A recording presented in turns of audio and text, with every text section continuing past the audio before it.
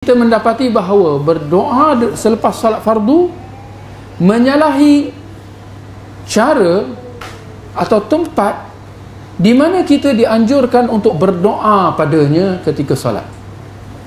Banyak kita mendapati bahawa riwayat-riwayat yang suruh kita baca doa kesemuanya tertuju kepada ketika dalam salat. Itu yang kita kata, kerana waktu itu adalah kita online, kita sedang ada hubungan terus dengan Allah Subhanahu Wa Taala.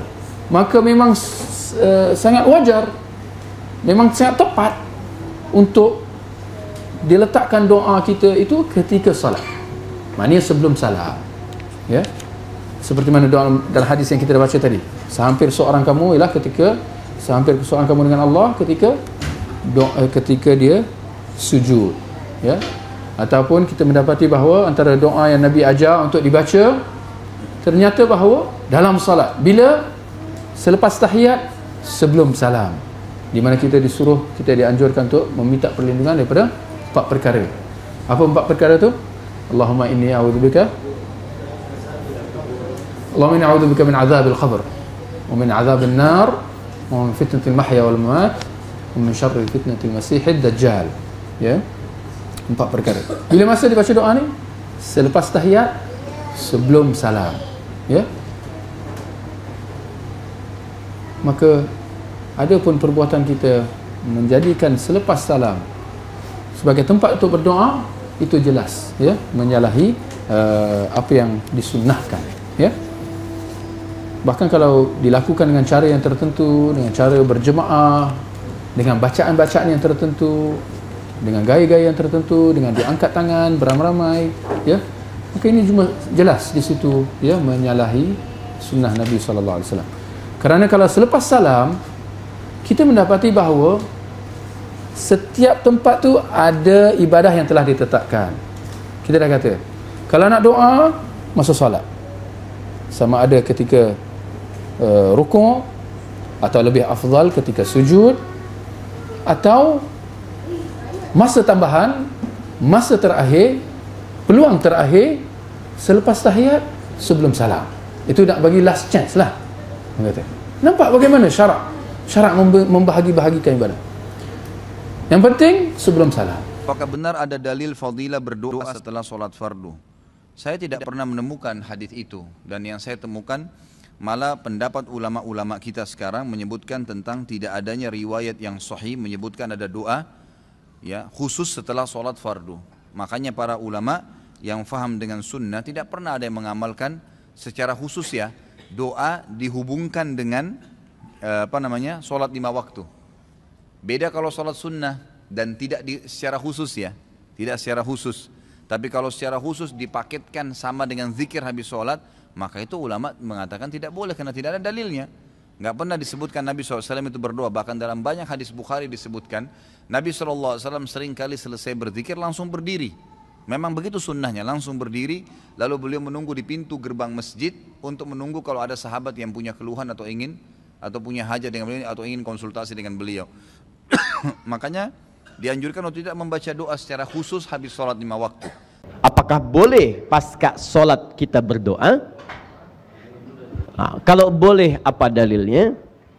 Kalau kemudian kita berdoa pasca sholat itu, maka doa apa yang biasa dibaca oleh Nabi SAW? Kemudian selanjutnya, apa makna dari doa Nabi itu? Dan yang terakhir pembahasan yang terkait dengannya, apakah doa itu dibacakan dengan keras ataukah silent? Dibacakan dengan berjamaah ataukah sendirian? Itu yang coba kita uraikan. Baik, yuk kita mulai. Kita ambil kemudian dalam dalil Al-Qur'annya, Quran surah ke-7 ayat 205. Di ayat ini doa disebut dengan zikir. Ingat, karena amalan pasca salat amalannya apa? Zikir. Di antara makna zikir, doa. Dari mana diketahui di antara makna zikir itu doa? Buka Quran surah ke-7 ayat ke-205. Wadhkur rabbaka fi nafsika tadarruan wa khifatan wa dunal jahri minal qaul. Wadhkur, dan berzikirlah, maksudnya berdoa di situ. Silahkan kamu berdoa dengan penuh kelembutan, dengan penuh harap, dengan penuh kekhusyuan kepada Allah Subhanahu wa taala. Mohon, minta. Jelas ya? Nah, sekarang hadisnya, ambil hadis riwayat Ibnu Majah. Insyaallah kita sudah cek. Nomor hadis 925. Amalan pasca salat setelah Anda ucapkan astagfirullah, astagfirullah, astagfirullah, kemudian Allahumma antas salam, la ilaha illallah wahdahu la syarikalah, kemudian turun ke bawah bacaan ayat-ayat Quran, sebelumnya subhanallah, alhamdulillah, Allahu akbar. Setelah selesai, maka di antara yang diajarkan oleh Nabi sallallahu alaihi wasallam itu Anda bisa kemudian berdoa kepada Allah Subhanahu wa taala, diberikan kelapangan yang sangat luas. Silakan. Nah, di antara doa yang sering dibacakan oleh Nabi, bunyinya sangat singkat tapi isinya padat. Lihat kalimatnya. Allahumma inna nas'aluka. Kalau untuk banyak orang, kalau untuk sendirian, inni as'aluka. Ya Allah, sungguh kami memohon kepadamu, meminta kepadamu, ilman nafi'a, satu, ilmu yang bermanfaat. Dua, rizqan tayyiba, rizki yang berkah dan baik. Tiga, wa amalan mutaqabbala, dan amal yang diterima olehmu. Tiga hal. Allahumma, saya tulis dulu, saya pakai bentuk jamak ya. Inna, kami, nas'aluka, nanti saya bacakan. Satu, ilman nafi'ah.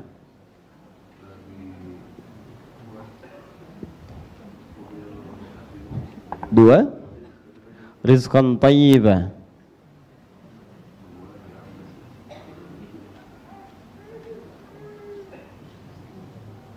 Tiga, amalan mutaqabbalah.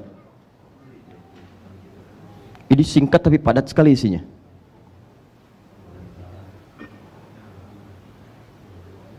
Mutaqabbalah. Ya, tiga hal ini terdapat di hadis riwayat Ibnu Majah nomor hadis 925. Ini doa yang sering kali dibaca oleh Nabi sallallahu alaihi wasallam pasca salat. Nah, perhatikan baik-baik ibu dan bapak cara memahami ya, cara memahami dari satu nas baik Al-Qur'an atau hadis yang kemudian nampak kepada kita. Dalam kaidah usul fikih nanti yang disusun oleh para ulama, usul fikih itu dasar-dasar menyimpulkan hukum. Kalau Al-Quran dan hadis disebut dalil hukum. Cara memahami hukum nanti ada kaidah hukum. Kaidah hukum disebut dengan kaidah fikih. Dasarnya disebut dengan usul fikih. Dalam usul fikih ada bab yang namanya al-am wal khas, umum dan khusus. Jadi kalau ada satu dalil disebutkan, apakah dalil ini petunjuknya khusus atau sifatnya umum? Jadi kalau dalam bab doa, misalnya cara memahaminya seperti ini. Apakah kalau Nabi berdoa seperti ini pasca sholat, apakah doa ini saja yang khusus dibaca pasca sholat, yang lainnya tidak boleh? Ataukah ini cuma petunjuk saja? Berdoa, boleh berdoa pasca sholat. Kalau kalian kebingungan ingin berdoa apa, inilah di antara doa yang bisa dibacakan. Di ini dalam kaidah fikih disebut dengan, awas, tariqatu istinbatil ahkam, cara menyimpulkan hukum dari dalil yang ditampilkan kemudian dari nas-nas syariat. Nah, bagaimana cara menyimpulkan ini? Karena sementara orang seringkali ada yang keliru memahami. Pokoknya kalau kata Nabi ini aja, yang lainnya salah. Kalau kata Nabi doa yang ini yang dibaca, yang lain tidak tepat. Tidak begitu Ferguson. Ya.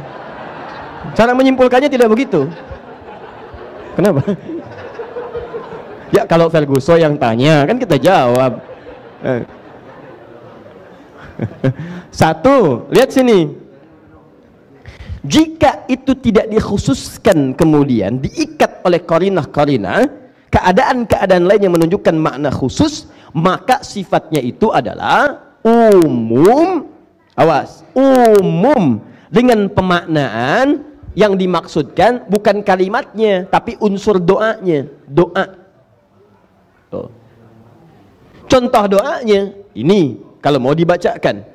Kalaupun Anda punya keperluan lain yang sifatnya mendesak dan belum sempat dibacakan dalam sholat, sujud tidak terbacakan misalnya, tidak memohon dalam hati, dalam ruku pun tidak terbacakan, sebelum salam tidak terungkapkan dalam hatinya, maka pasca sholat boleh dilafadzkan.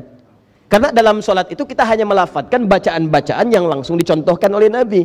Duduk di antara dua sujud misalnya, Rabbil firli warhamni wajburli dan seterusnya. Kita nggak bisa melafadzkan minta yang lain.